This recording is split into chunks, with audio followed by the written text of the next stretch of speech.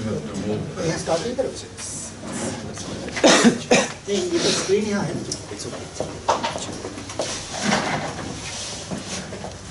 बार फिर से सब लोगों को नमस्कार. I have been asked to speak on two issues. One is the transition from Millennium Development Goals to Sustainable Development Goals. That is another very important process that the world is undergoing through. And I have been also asked to speak on the history of climate negotiations and what has happened from, say, Copenhagen to Lima. So I'll take you through a small digression towards the SDGs first, and I believe that since climate is the thing that most of us are more familiar with, I'll come to the history of climate negotiations later so that we can have a wider discussion on that later. Okay, not a problem. From 2012 onwards, in 2012, as most of you might be knowing, that the Rio Plus 20 conference was organized. The Rio Plus 20 conference was to commemorate the Rio's Earth Summit that was organized in 1992. And Rio Earth Summit, for the first time, brought the issues of sustainability and environment on the political agenda of the world. It became a political issue from an environmental issue. After that, in 2000, all of us know that MDGs were declared. MDGs were a set of 8 goals, mainly aimed at reducing poverty and inequality within the countries. And that time it was understood that countries are poor and countries lack sustainability because they are poor, and rich countries have to support them financially. So 8 set of goals were undertaken under MDGs, and these goals were supposed to be achieved by 2050. As most of us know, that except for few goals, child mortality, we have little progress. We have little progress in gender equality in some countries. Progress has been uneven and unequal. Besides that, a lot of goals could not be fulfilled. And the analysis of that is that if you only ask poor countries to do something and rich countries to do nothing but to provide finance, the issue of sustainability is not going to be solved. And now people think that sustainability is an equally alarming question for all countries, not only poor countries. I mean, many of the countries, for example, India is using 2 times the resources it can generate naturally. China, US are in the same range. But few countries like UK uses 4 times of its natural resources that it can generate. Japan uses 7 times. Few small countries like UAE uses more than 13 times of its, more than 13 times the resources it can generate naturally in a year. So sustainability is equally a question for all countries, and that is why the Rio Plus 20 meeting decided that the Millennium Development Goals, we could not achieve that very well, but we should try to formulate something which will be applicable universally by all, applicable in all countries, and that will be SDGs. So, project is okay. Okay.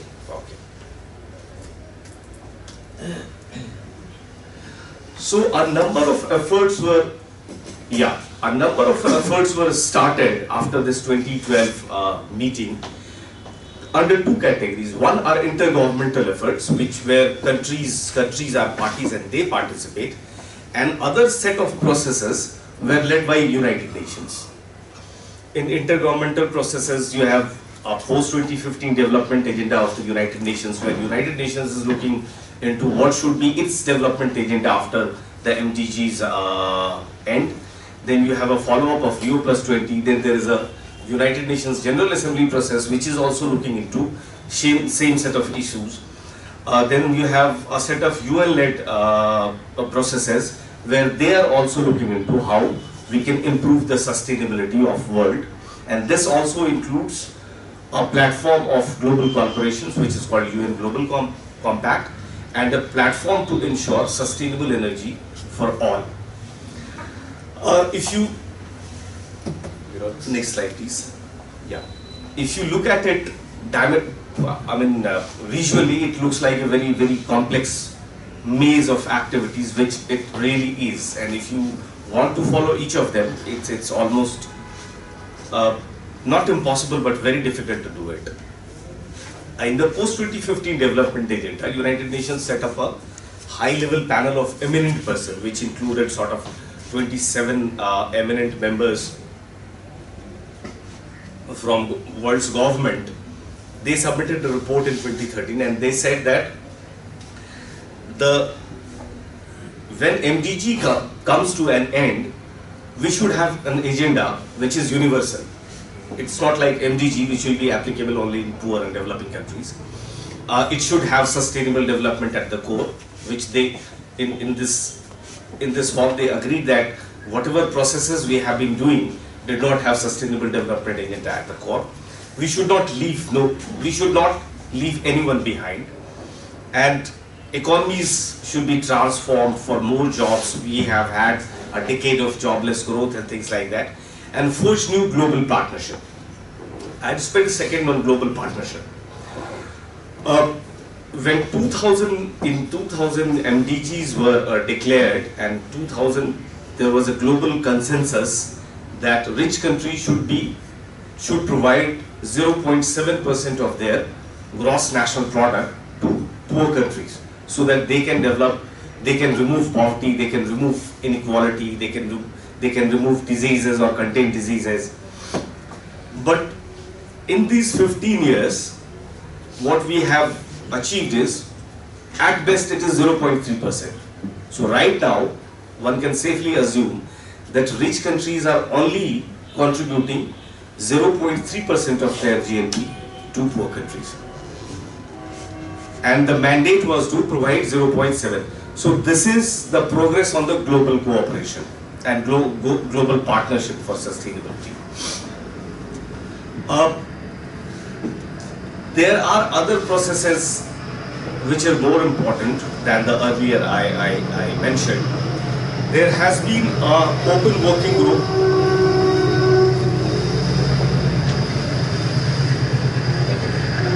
There has been an open working group which has been set up by United Nations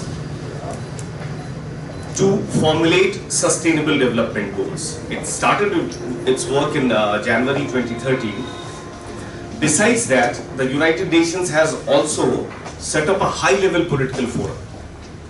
High-level political forum is supposed to replace the United Nations Commission on Sustainable Development, which organized Earth Summit, etc. earlier.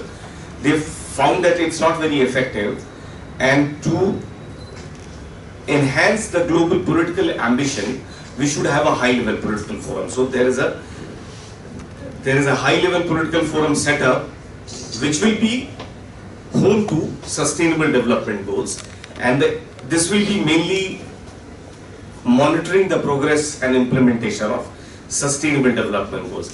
There is also a technology expert group on sustainable development. There have been initiatives by President of the General Assembly also to look at sustainability issues.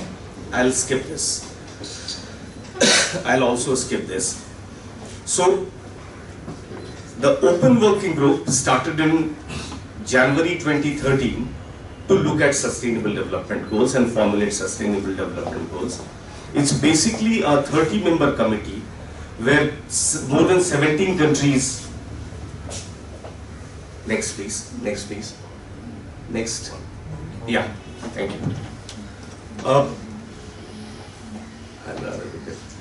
This helps me. Yeah, so it's a 30-member working group where more than 70 countries are represented. They are represented in troikas, India, Pakistan, and some other countries together. So any of them represents this group. First 8 input sessions were organized, which were followed by outcome sessions, and final draft was presented on 19 July 2014. The final draft has 17 goals and 179 targets. 160. Sorry? 160. Sorry, 169 targets. People thought, and also the United Nations thinks it's a bit too many. It's not manageable. Nobody is going to remember 17 goals and 169 targets. So let's simplify this. The United Nations idea of having sustainable development goals is a set of goals that can be captured on a poster, single poster, or a set of goals that can be tweeted, so it can be made more popular. United Nations feel whatever success MDGs had, that was mainly because of the fact that it was so simple that it could be put on a small poster and everybody could remember it. But the problem is that simplification, this kind of simplification might have a reductionist effect on what we are trying to achieve. What is the crisis? Soumya has already mentioned. And this is the crisis that we are looking at. And this kind of crisis cannot be solved by little tinkering. Yeah, next slide please. Yeah, so 17 goals include goals on end poverty, goals on ensure healthy lives, goals on end hunger, achieve gender equality, ensure access to affordable, reliable, modern energy services, promote sustained, inclusive, sustainable economic growth, build resilient infrastructure. Next slide please.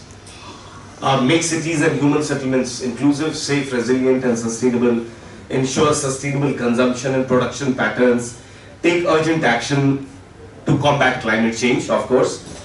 Combat climate change was the most discussed aspect through the entire 13 sessions. And here, climate change has been acknowledged as a crisis, but in terms of solution, they have said that no, we don't need to prejudge what UNFCCC conferences decide. So we will depend on whatever UNFCCC conference will decide.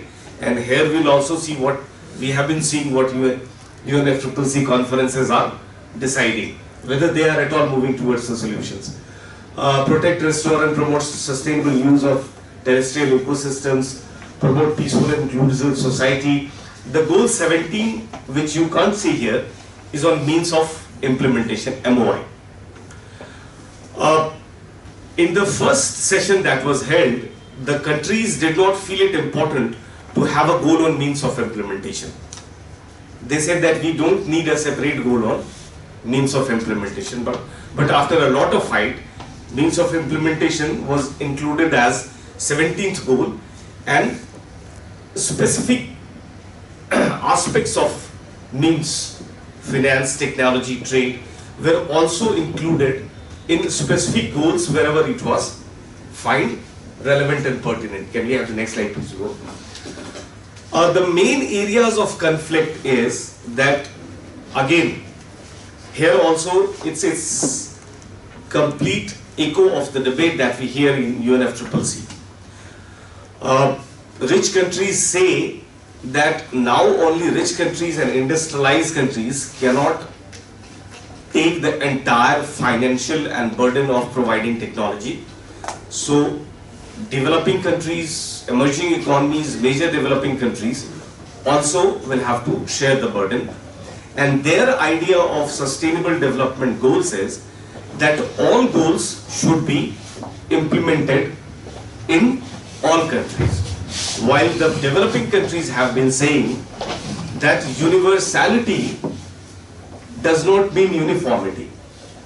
And though we agree to implement goals, but in a manner which takes into account our national circumstances and considerations. So they want to retain the right to deviate from the sustainable development goals. Climate change has been an important issue of debate, and countries have debated whether we should talk about climate change here, or since the UNFCCC is a more authoritative platform to discuss and decide about how are we going to solve climate change, let's wait for the UNFCCC decision. A lot of developing countries and Islamic countries and countries including India had a lot of objection on sexual and health and reproductive rights. Yeah, and as I said earlier, a lot of discussion on whether we should have means of implementation in each goal, or whether we should have a standalone goal or means of implementation. These have been the basic fights that we have been hearing following these discussions. Next slide, please, Vibhor. Yeah, next slide, please. Yeah. So, the main outcome till now in sustainable development goals and its debate is the 17 goals that we saw. Now, what is the general perception globally? The global general perception is the kind of paradigm shift that we need now. The Sustainable Development Goals framework do not aim to provide that kind of paradigm shift. It's very unambitious. If you talk about poverty, the poverty line has been defined as $1 per day. This was supposed to be poverty line 15 years back. So in terms of poverty line, it's not very ambitious. In terms of inequality, it talks a lot about removing inequalities within the societies and countries, but it does not talk about removing inequality among the countries and between the countries. And if you don't address inequality between the countries and among the countries, I mean, it's very difficult to ensure equity and reallocation of resources what is required. One area where rich countries could have had very important role was sustainable consumption and production. They could have had very ambitious undertakings in that, but they failed to do it. So there is very inappropriate focus on sustainable consumption and production. The food and hunger part also talks about the same design framework that we have been following. Sustainable intensification of food. There is no talk about addressing biodiversity losses. There is no emphasis on agroecological agriculture that we have been talking about. And generally, people feel that we have missed an opportunity to bring in the core the sustainability debate. Next slide, please. Yeah, this December, while we were at UNFCCC COP, United Nations Secretary General, Mr. Ban Ki-moon, also brought out a synthesis report. Synthesis report is supposed to be a synthesis of the draft report that contains 17 goals and 169 targets. I mean, as I said earlier, UN thinks that 17 goals and 169 targets are a little too many. So let's simplify this. So the Secretary General has come up with 6 set of basically values which he feels that will incorporate all the goals and targets. And these 6 essential elements that he talks about is dignity, people, prosperity, planet, justice, and partnership. I mean, rather than solving the confusion that was earlier there, it has increased the confusion. And now people are saying that we don't understand that whether the follow-up negotiations, I mean, negotiations are scheduled to take place from 19 January.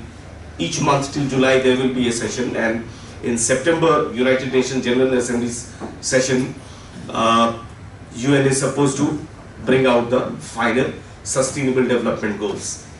So now people are saying that we don't understand that whether the negotiations will take place on the draft which was agreed among the countries and brought out through a earlier process which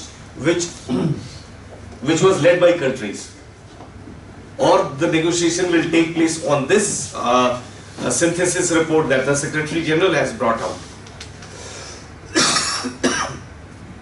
But thankfully, UN has clarified that we don't intend to replace the draft report that was there earlier, and states have a right to negotiate on the draft they brought out.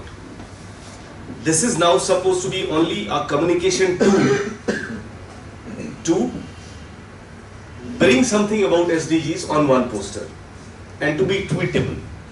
That is it. So that is where we are. Next slide, please. Yeah. So what we expect now from developing countries, that they have argued very strongly in favor of equality, in favor of removing poverty, in favor of sustainable consumption and production.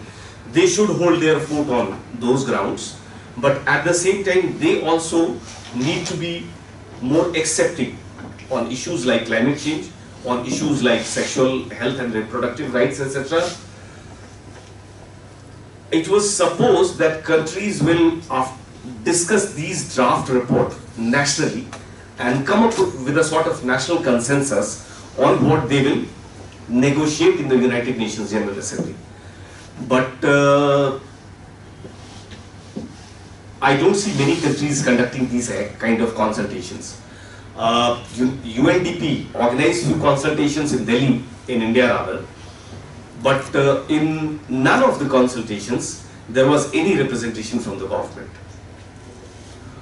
So this is a very small reflection of how the government thinks that taking say opinion of civil society or experts or academia is whether it's important or whether it is at all important.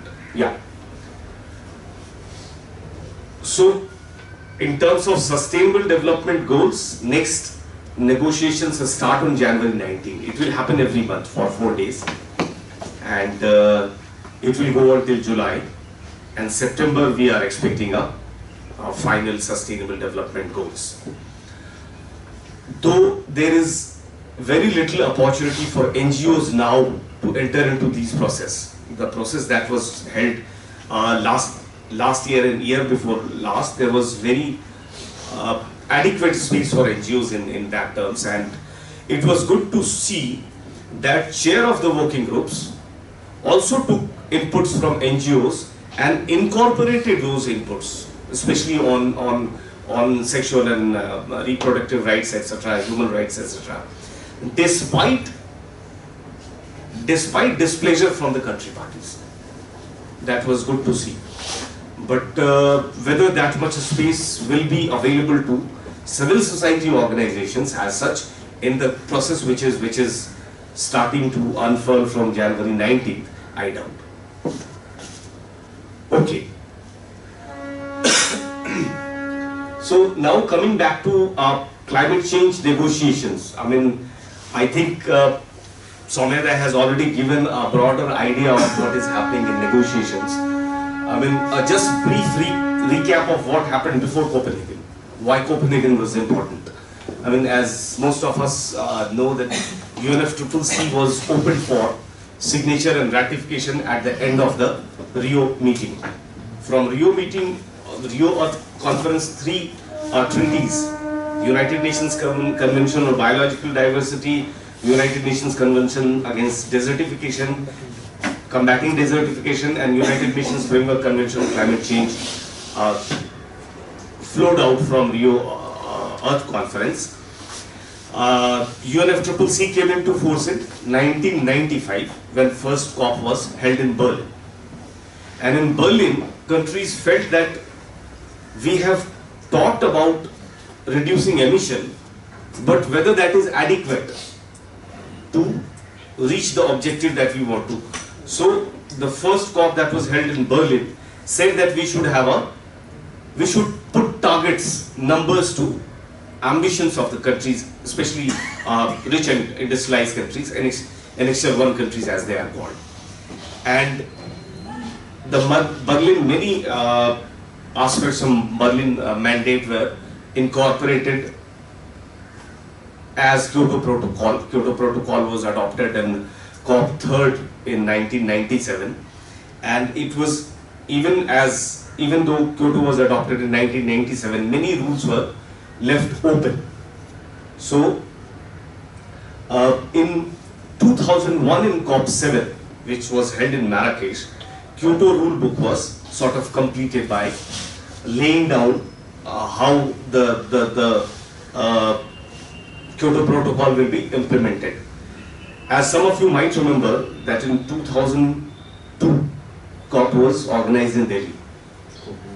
Yeah, COP it was organized in Delhi, and we don't need to go into the details, but this COP also, there was a requirement of second review of adequacy, which they could not conduct. Delhi COP came up with a declaration they called the Delhi Declaration. Mainly US and G77 were happy with that, but many other countries, including EU, Japan, there were a group of emerging economies named as CG11, they were not happy with the declaration.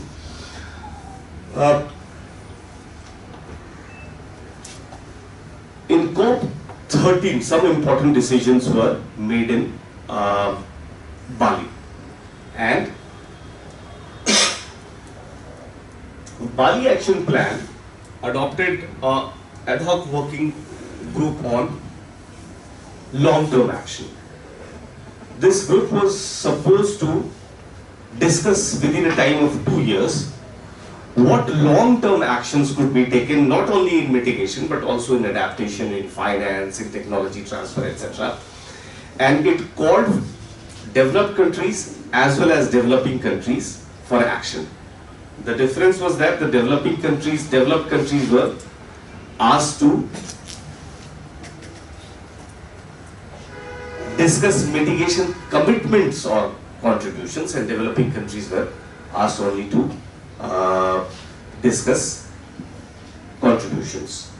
And the COP decided that these discussions will take place on 4 pillars, which was mitigation, adaptation, finance and technology transfer, because it thought that all of these 4 pillars are equally important and we can't solve this crisis without talking about adaptation, finance or technology transfer. It's like this. From COP13 in Bali, two-year processes. One I talked about, it was ad hoc working group on long-term action, and ad hoc working group on Kyoto Protocol, which was started in CMP COP11 and COP1 in Montreal.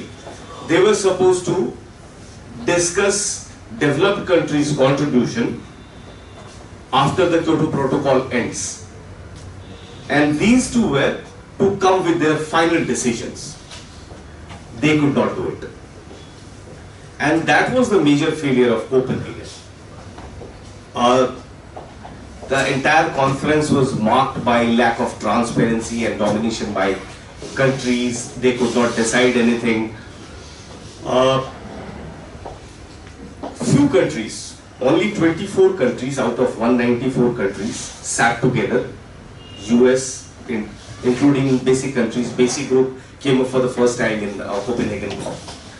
Basic group along with US and few more countries, totaling to some say 24 countries, adopted a Cancun Accord, and they wanted to throw it on the other countries to adopt them. The multilateral process was saved to some extent due to the fact that COP did not adopt that decision. It only took note of that decision. And as Soumya-ji earlier mentioned,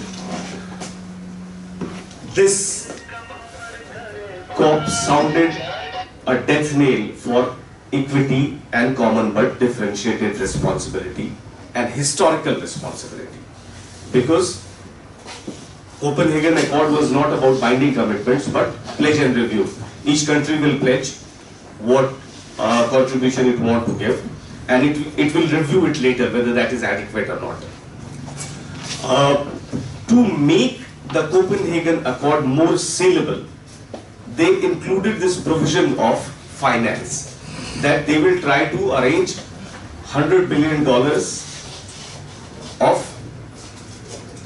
for poor and developing countries.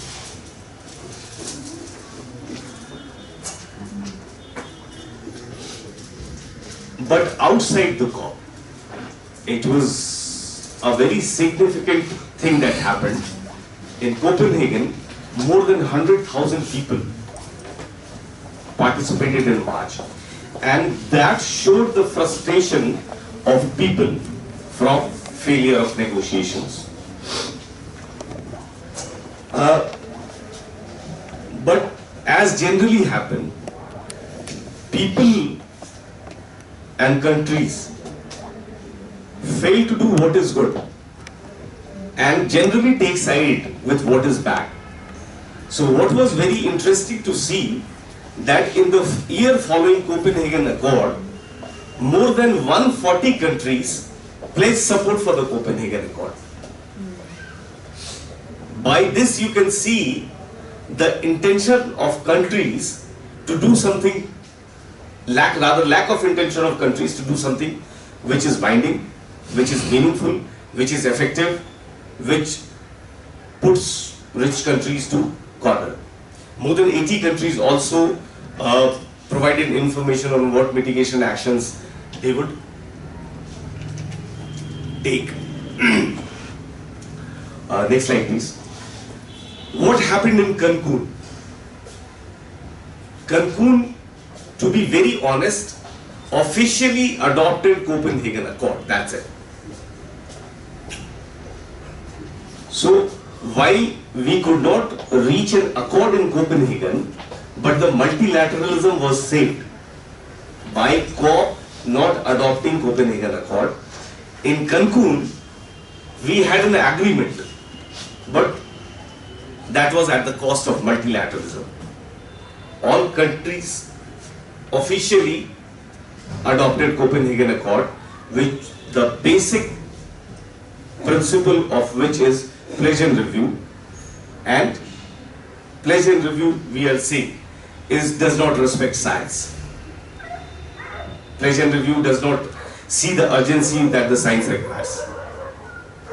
It does not take any action. Generally it says that we will pledge, we will review. Next slide, please. Durban package, as has been already mentioned, ADP was launched. ADP completely formalized review and pledge and review process in the mainstreamed, rather, pledge and review process in the UNFCCC process. And ADP Durban platform, which is with the ADP is known more popularly as Durban platform. Durban platform was mandated to come up with a new legal framework or an agreed outcome with legal force, or a protocol by 2015, which will be applicable by 2020. So it provided completely laissez-faire to everybody. Do whatever you want to do. You have to come up with you have to declare your contribution till 2015, and the new agreement will be applicable from 2020. In the meantime, anybody can do whatever you want to do. Next slide, please. Doha, nothing important happened. Only one amendment to Kyoto Protocol was undertaken, which sort of operationalized the second, which brought into existence, not in force, second commitment period of Kyoto Protocol. Next slide, please. Warsaw was significant from the point of view that it was most corporatized COP. And like you have corporate sponsors for Olympic or football matches, there were corporate sponsors for climate change COP negotiations. Coal summit was also organized. There was a special pre-COP for business only. So the most important expectation from Warsaw was that it will capitalize the global Green Climate Fund, but it failed to do so despite being most corporatized COP. Next slide, please. Lima call for climate action. Lima was not very high on expectations. Only 2-3 important points three important outcomes that people expected were that countries will be provided information on what kind of information you have to provide when you say that your contribution will be this much. Whether countries are supposed to provide information only on mitigation. Rich countries wanted to provide information only on mitigation, but developing and poor countries are saying that we had decided in Bali that not only mitigation but adaptation, finance, technology, everything is equally important. So information should be provided on all parts. Lima call for action came up only with a mitigation focused INDC. As Swamiji said earlier, that the text invites parties to provide information and welcomes party to provide information on adaptation. There is no mention of finance or technology in the INDCs. We were also expecting that we are going to have an agreement in Paris next year, and what will be the important elements of Paris. So Lima will be decided in Lima, but Lima failed to do so. In terms of rich countries' ambitions pre-2020, this next agreement will be implemented from 2020, but what about before 2020? Rich countries were asked to enhance their ambition before 2020 in terms of before 2020 contribution. Nothing on that happened. We were also expecting that a mechanism on loss and damage will be established, but established and expanded, but the COP only recalled loss and damage mechanism which was set up in Warsaw. The most important thing which has happened in this COP is that now common but differentiated responsibility and respective capacity, which is the principal instrument of ensuring equity in the process, also stands with a proviso now. The Lima text calls that 2050 agreement will be based on the principles of common but differentiated responsibility and respective capability in the light of different national circumstances. Next slide, please. So, having said all this,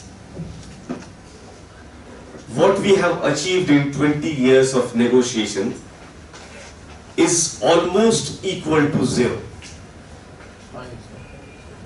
It's been almost 2 decades of falsehood, false promises, putting up a facade and not taking genuine, urgent, real and meaningful action.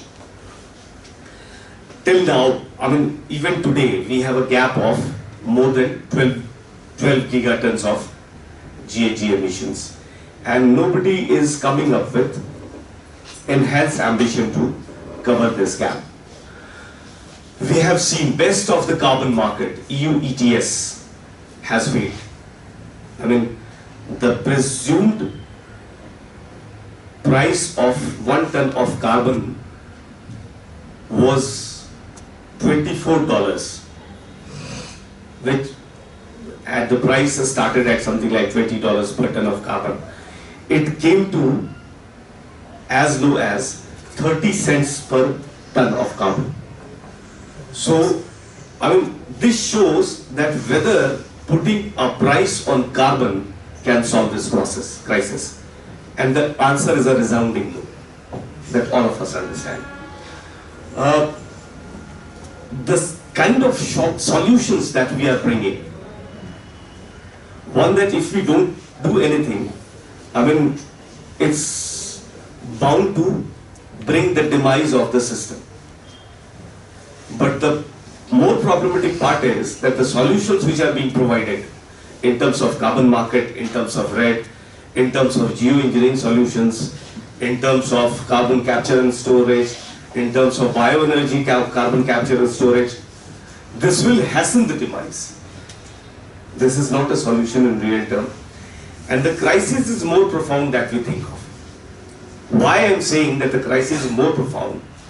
Because it's not only an environmental crisis, it's a crisis of justice and crisis of inequality. 85 richest people in the world now have an asset which is equal to the asset of half of the population of the world, 3.8 billion. So asset of 85 richest individual equals to asset of half of the population, which is 3.8 billion.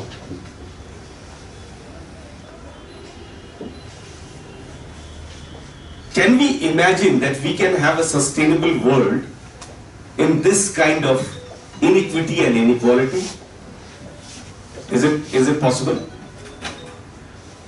But the promise, last minute I'll take, as we see, this was also said earlier, that we don't see any promise in the UNFCCC process or the SDGs process or the COP process. So what we should do? Where is the promise? After Copenhagen, a lot of people and people's movements decided not to engage with UNFCCC, though it still has central role in bringing about the solution. But there is so much hypocrisy that a lot of struggle groups, people's groups, movements do not engage with UNFCCC now. They are engaging at ground. You see, engaging on ground. You see in North America and Canada, there have been scores of movements. A 15 billion project, Keystone XL pipeline project, has been stalled for 6 years. There have been university campus campaigns on how to divest energy companies. There have been anti-fracking campaigns in several parts of United States and Canada. There have been similar campaigns in many countries in the Europe, and I'm sure Marco will talk about it even to some extent. Similar campaigns in Africa and Middle East and Asia. So I think the only promise is that we'll have to try to bring all the struggles together and create our own narrative of what can be the best alternative. I'll stop here now. Thanks.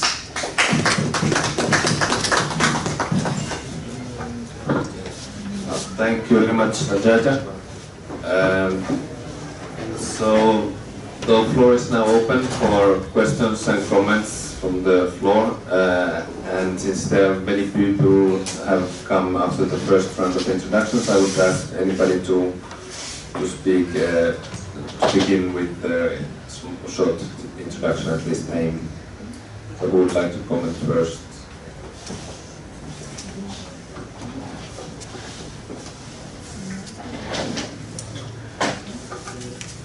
I'm B.K. Manish. The overall glum that we all share on this whole talk, as Mr. Jha concluded by saying that this has been 20 years of zero-sum game. A few basics which very strangely and funnily I remember I had said in this very room about a month back in Himalayan climate change discussion. Real terms resistance on climate change is somehow not supported or pushed towards by even civil society groups. We all know that the most affected people from climate change are people like indigenous people, Adivasis, and those kind of groups have no voice. Unfortunately, the problem is that those who are speaking on behalf of indigenous peoples, those of you who had the chance of going through the recently leaked Dhaka high-level